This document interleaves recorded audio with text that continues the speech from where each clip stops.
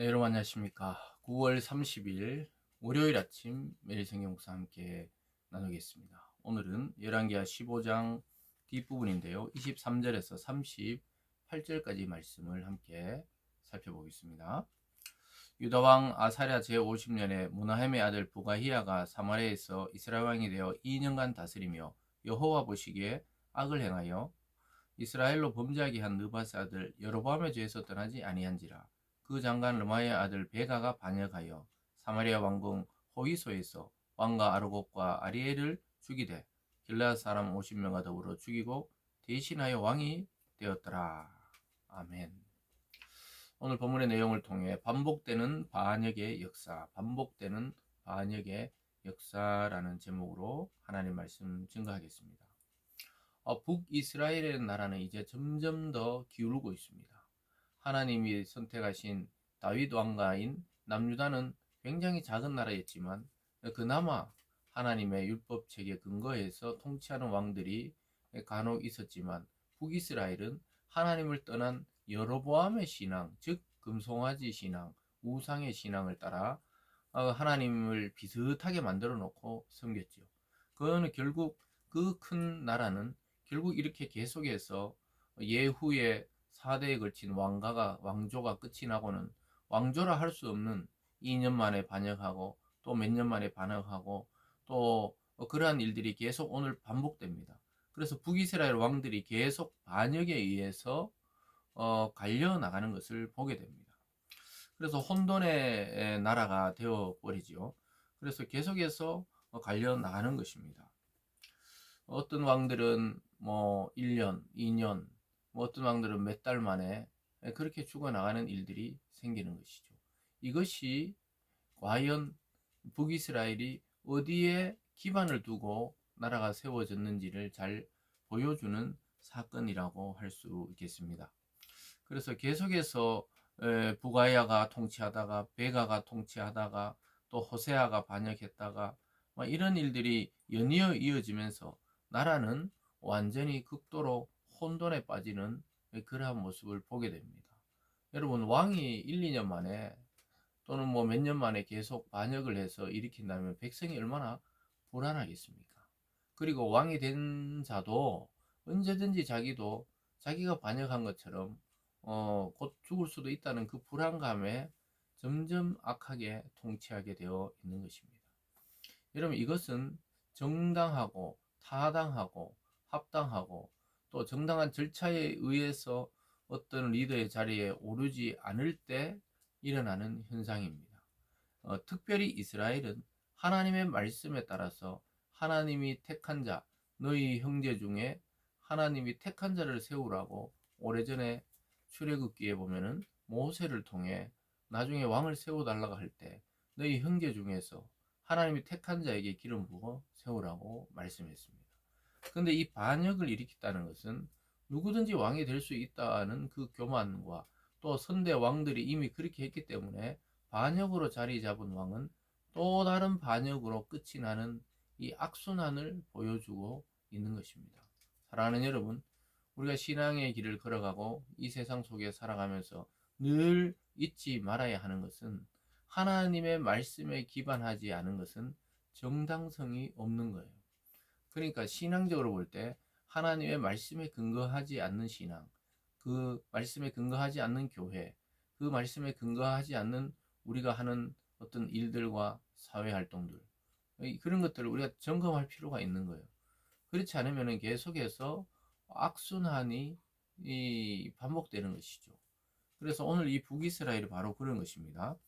근데 다 한결같이 보면요, 하나님 보시기에 악했다 그래요. 24절에 여호와 보시기에 악을 행하여 이스라엘로 범죄하게 한 느바스 아들 여로보암에 대해서 떠나지 아니하니라. 베가도 마찬가지입니다. 28절에 여호와께서 보시기에 악을 행하여 이스라엘로 범죄하게 한 느바스 아들 여로보암에 대해서 떠나지 아니하였더라. 그래서 그들이 2년을 다스리든 20년을 다스리든 뭐 1년을 다스리든 다 똑같은 거예요. 거기 보면요, 또 베가를 쳐서 죽인 호세아도 마찬가지입니다. 30절에 보면요, 우시아의 아들 요담 제20년에 엘라의 아들 호세아가 반역하여 르말야의 아들 베가를 쳐서 죽이고 대신하여 왕이 되니라.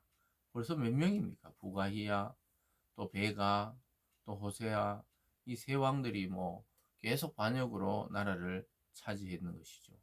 그러다 보니까 이 흔들리는 거예요. 결국 북이스라엘이 남유다보다 한 200년이나 앞서서 멸망합니다. 이 땅에 그 이름이 사라져 버리는 나라가 됩니다. 이스라엘이라는 게 원래 사라질 수 없잖아요. 근데 북이스라엘이라고 이스라엘이라는 이름을 쓰고 있었지만 자기들의 그 정통성이 없는 거예요. 여로보암의 반역에 의해서 세워진 나라. 결국 그 나라는 반역과 또 반역 이런 것들을 거듭하다가 나중에 아수르의 침략에 의해서 완전히 멸망하는 나라로 가게 되는 것입니다. 사랑하는 여러분, 우리가 하나님 떠난 백성이 참 평안하게 살 것 같지만 예배도 안 드리고 하나님도 믿지 않고 복음의 그 깊은 곳으로 들어가기를 주저하고 또 그냥 교회에 한 발을 딛고 한 발은 세상에 딛고 이렇게 사는 것이 굉장히 센스 있고 아름답게 보이지만 사실은 멸망의 길을 가는 것이죠. 그래서 우리가 그렇지만은 그에 반해서 남유다의 요담이라는 왕의 통치를 또 32절부터 나타나고 있습니다. 34절에 보면요. 요담이 그의 아버지 우시아의 모든 행위대로 여호와 보시기에 정직히 행하였으나 오직 산당을 제거하지 아니하였으므로 백성이 여전히 그 산당에서 제사를 드리며 분향하였더라. 요람이 여호와의 성전 윗문을 건축하니라. 극명하게 갈라지죠. 북이스라엘의 반역을 통해 세워졌던 왕들은 전부 하나님 보시기에 악을 행했다. 근데 남유다의 이 요담 왕은 우시아의 아들로서 아버지의 모든 행위대로 여호와 보시기에 정직히 행했다 그래요. 1차적으로는 하나님 보시기에 합격이었습니다. 그러나 그가 또 마음이 여린지 과감하게 개혁을 하지 못해서 산당을 제거하지 못했다. 백성들의 반발이 있을까봐 각 지역마다 설치되었던 산당, 그게 우상 숭배적으로 하나님을 섬길 수 있는 여지가 있는데도 그냥 뒀다는 것은 하나님께 거슬리는 문제였지만 어쨌든 그는 하나님의 성전의 윗문을 건축한 왕으로 기록되었습니다. 이런 뭐 자세한 내용들을 떠나서 오늘 우리가 하나 짚어봐야 되는 포인트가 무엇이냐? 반역에 의해서 정당한 절차 없이 하나님의 말씀에 근거하지 않은 성공은 곧 반역에 의해서 멸망한다는 거예요.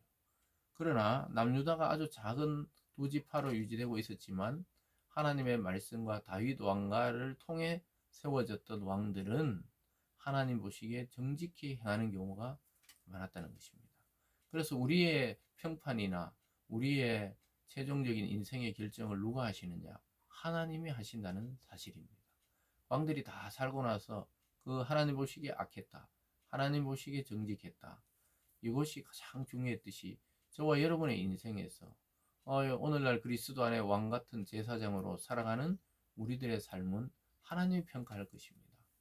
우리가 부족하고 우리가 아직 세상에 드러나지 않더라도 하나님 보시기에 정직한 자가 있고 대단해 보이고 막 많은 사람이 존경해 보고 이러는데 나중에 하나님 보시기에는 그것이 내 영광이 아니고 네 스스로 영광을 차지했다고 하면서 악한 종이라고 그렇게 또 평가할 수도 있는 것입니다. 그래서 우리가 항상 북이스라엘의 그 신앙은 하나님을 섬기는 듯 하면서 우상으로 빠져들었고 남유다는 뭔가 일이 안 되는 것 같고 소심해 보이고 또 나라도 작고 이렇게 보였지만 결국은 하나님이 인정하는 길이었다는 것을 꼭 기억하면서 혹시 우리가 하나님을 떠난 부분이 있다면 빨리 돌이키고 회개하고 또 지금 하나님의 그 말씀의 길을 걷고 있다면 방황하지 말고 좌로나 우로나 치우치지 말고 계속 그 길을 발견한 길을 따라 걸어가면 되는 것입니다. 오늘 말씀을 통해 반복되는 이러한 죄악에 물들지 말고 하나님 인정하시는 선한 길을 걷는 우리들이 되기를 원합니다. 기도하겠습니다. 사랑의 하나님 아버지, 참 반역으로 시작된 북이스라엘은 결국 반역으로 계속해서 망하고 있습니다. 하나님, 그러나 남유다는 하나님이 인정하시는 나라로서 말씀을 기반해서 세워졌을 때 작고 초라해 보여도 하나님이 인정하는 정직한 길이라고 말씀했습니다. 하나님, 우리가 어떤 길을 걸어가야 하는지를 잘 묵상하고 바라보게 하시고 주님 말씀하신 좁은 문, 좁은 길을 선택하고 걸어가는 우리 모든 믿음의 성도들 되게 하여 주시옵소서. 감사드리며 예수님 이름으로 기도드리옵나이다. 아멘.